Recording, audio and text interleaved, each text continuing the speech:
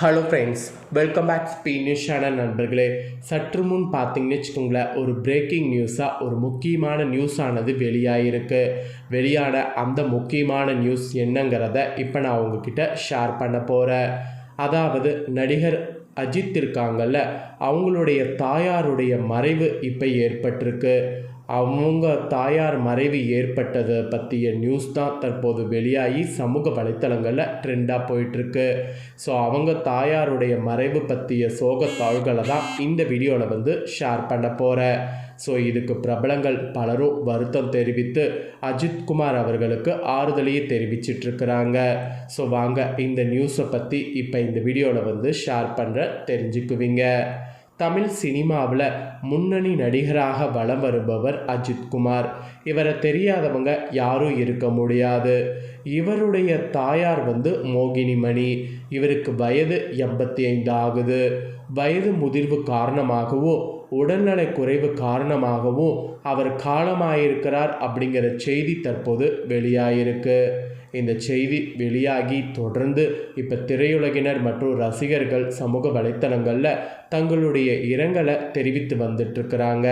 So அந்த ஒரு இதுதான் இப்போ பார்த்தீங்கன்னு வச்சுக்கோங்களேன், பிரேக்கிங்காக போயிட்டுருக்கு.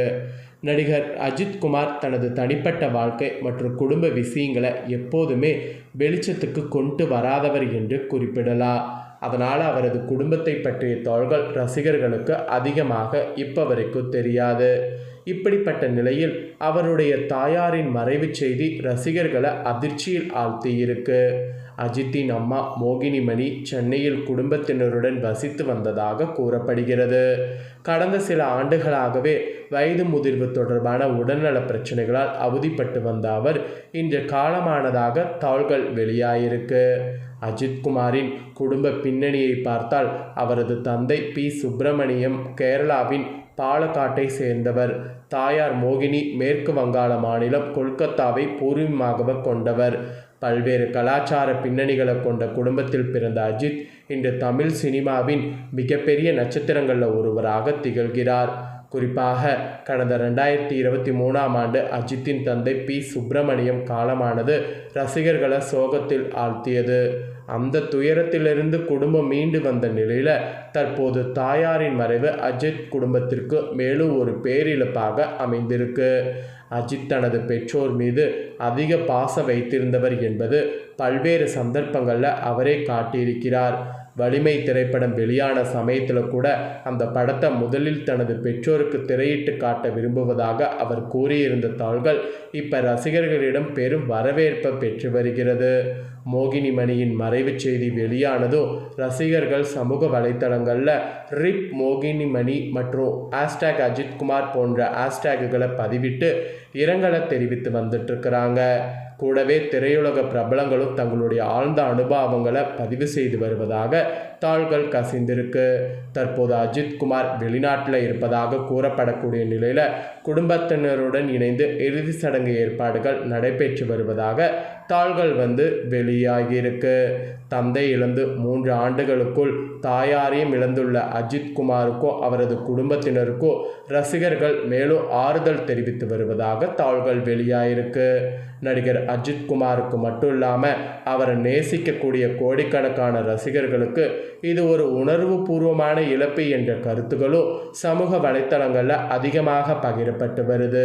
ஸோ பகிரப்பட்டு வரக்கூடிய இந்த ஒரு விஷயத்தை நீங்கள் தெரிஞ்சுக்கணுங்கிறதுனால பிரேக்கிங்காக இப்போ என்ன நடந்ததோ அதை நான் உங்ககிட்ட ஷேர் பண்ணியிருக்கேன். ஸோ இவங்களுடைய இந்த ஒரு இதுக்கு கண்டிப்பாக நாமளும் நம்மளுடைய ஆழ்ந்த இரங்கலை தெரிவித்து கொள்ளணும். அப்படி ஆழ்ந்த இரங்கலை தெரிவித்து கொள்ள நினச்சிங்கன்னா நீங்கள் ஆழ்ந்த இரங்கல் அப்படிங்கிற மாதிரி பார்த்தீங்கன்னு வச்சுக்கோங்களேன், இவங்களுக்கு கமெண்ட் பண்ணுங்கள். ஸோ தாயாருடைய இந்த ஒரு இது அவங்க ஆத்மா சாந்தி அடையணும்னு சொல்லி நாமளும் கடவுளை பிரார்த்தனை பண்ணிக்கலாம். ஸோ வயது மூப்பு காரணமாக அவர் இயற்கை மரணம் அடைஞ்சதுனால கண்டிப்பாக அவங்களுடைய ஆத்மா சாந்தி அடைய கடவுளை நாம் பிரார்த்தனை பண்ணிக்கலாம். ஸோ இந்த விஷயந்தான் தற்போது சமூக வலைத்தளங்களில் ட்ரெண்டிங் ஆகிட்டுருக்கு. அந்த ஒரு நியூஸை தான் உங்களுக்கு ஷேர் பண்ணேன். இதோடு பார்த்தீங்கன்னு வச்சுக்கோங்களேன், இன்னொரு சர்ப்ரைஸான ரைடு வந்து நடந்திருக்கிறதாக இன்னொரு பக்கம் ஒரு நியூஸ் பரவிட்டு வருது. அதை பற்றிய ஒரு தாள்களையும் இப்போ நான் உங்களுக்கு ஷேர் பண்ணுறேன். அந்த ஒரு நியூஸையும் இந்த வீடியோவில் வந்து தெரிஞ்சுக்குங்க. தாவேகா ஆட்சி அமைத்து 3 வாரங்களே கடந்து விட்டது. அமைச்சர்கள் அவரவர் சார்ந்த துறைகள் மாவட்டங்களில் சர்ப்ரைஸ் ஆய்வு மேற்கொண்டு வருவது இப்போ வெளியாயிருக்கு. அறநிலைத்துறை அமைச்சர் ரமேஷ் வந்து கோவில்களில் மாறு வேடத்தில் ஆய்வு செய்து வருகிறார். இந்நிலையில் கோவை அரசு மருத்துவமனையில் அமைச்சர் சம்பத்குமார் நள்ளிரவில் சர்ப்ரைஸ் ஆய்வு செய்திருக்கிறார். மருத்துவர்கள் பணியாளர்கள் சரியாக பணி செய்கிறாங்களா, மருத்துவமனைக்கு வராங்களா, சிகிச்சை முறையாக வழங்கப்படுகிறதா என்பதை பல்வேறு பிரிவுகளுக்கு சென்று சுமார் 3 மணி நேரம் ஆய்வு மேற்கொண்டிருக்கிறார். கோவை வடக்கு சட்டமன்ற தொகுதி உறுப்பினரும் பிற்படுத்தப்பட்டோர் நலத்துறை அமைச்சருமான சம்பத்குமார் நள்ளிரவு திடீரென கோவை அரசு மருத்துவமனையில் சர்ப்ரைஸ் ஆய்வு செய்தது இப்போ பரபரப்பை ஏற்படுத்தியிருக்கு. அரசு மருத்துவமனையில் ஒப்பந்த நிறுவனங்களிடம் ஒப்படைக்கப்பட்டுள்ள பராமரிப்பு பணிகள் மற்றும் பாதுகாப்பு பணிகள் முறையாக நடைபெறுகின்றனவா என ஆய்வு செய்திருக்கிறார். நள்ளிரவு பார்த்தீங்கன்னு வச்சுக்கோங்களேன், டிஷர்ட் அணிந்தபடி மருத்துவமனையில் சர்ப்ரைஸ் ரைடு மேற்கொண்டிருப்பது எல்லாரிடையுமே ஒரு பெரிய வரவேற்பை பெற்றிருக்கு. சம்பத்குமார் நேற்று முன்தினம் மதியம் கோவை அரசு மருத்துவமனையில் ஆய்வு செய்திருந்தார். அப்போது அவரிடம் பொதுமக்கள் பல்வேறு புகார்கள் மற்றும் குற்றச்சாட்டுக்களை முன்வைத்தனர்.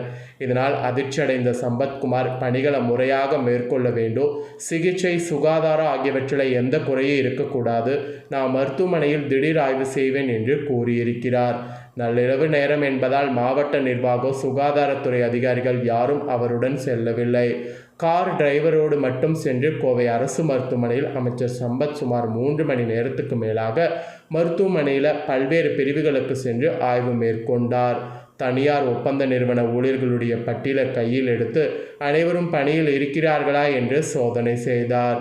வருகை பதிவேடு முறையாக கடைபிடிக்கப்படுகிறதா என்று அவர் ஆய்வு செய்தார். தனியார் ஒப்பந்த நிறுவனங்களிடம் ஒப்படைக்கப்பட்டுள்ள பணிகள் சரியாக மேற்கொள்ளப்படுகின்றனவா என்று ஆய்வு மேற்கொண்டார். சிகிச்சை பிரிவுகள் குறித்தோ வெளிநோயாளிகள் பிரிவில் அளிக்கப்படும் சிகிச்சைகள் குறித்தோ ஆய்வு செய்தார்.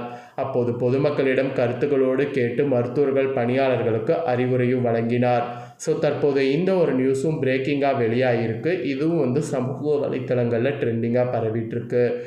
ஆய்வு செய்தது எந்த அளவுக்கு கரெக்டாக அப்படிங்கிறதையும் கமெண்ட் பண்ணுங்கள். அதோடு அஜித்குமாருடைய தாயாருக்கு இரங்கல் தெரிவிக்காமல் இருக்காதீங்க, கண்டிப்பாக இரங்கல் தெரிவிங்க. இதே போல் அடுத்தடுத்த அப்டேட்டான நியூஸ்கள் நம்ம சேனலில் உடனுக்குடனே தெரிந்து கொள்ளணும்னு நினச்சிங்கன்னா மறக்காமல் நம்ம சேனலை சப்ஸ்கிரைப் பண்ணுங்கள், கூட பெல் பண்ண ப்ரெஸ் பண்ணுங்கள். ஃபஸ்ட் டைம் பார்க்குறவங்க சப்ஸ்கிரைப் பண்ணி பெல் பண்ண ப்ரெஸ் பண்ணிட்டீங்கன்னா இனி நான் போகிற மற்ற அப்டேட்டான எல்லா நியூஸும் உடனுக்குடனே தெரிந்து கொள்ளலாம். மறக்காமல் பண்ணுங்கள். நெக்ஸ்ட்டு சுவாரஸ்யமாக பார்த்தீங்கன்னு வச்சுக்கோங்களேன், வேறொரு நியூஸோடு உங்களை சந்திக்கிறேன். சப்ஸ்கிரைப் பண்ணி சப்போர்ட் பண்ணுங்கள். நெக்ஸ்ட்டு இதே போல் சுவாரஸ்யமாக வேறொரு நியூஸில் சந்திக்கிறேன். நன்றி, வணக்கம்.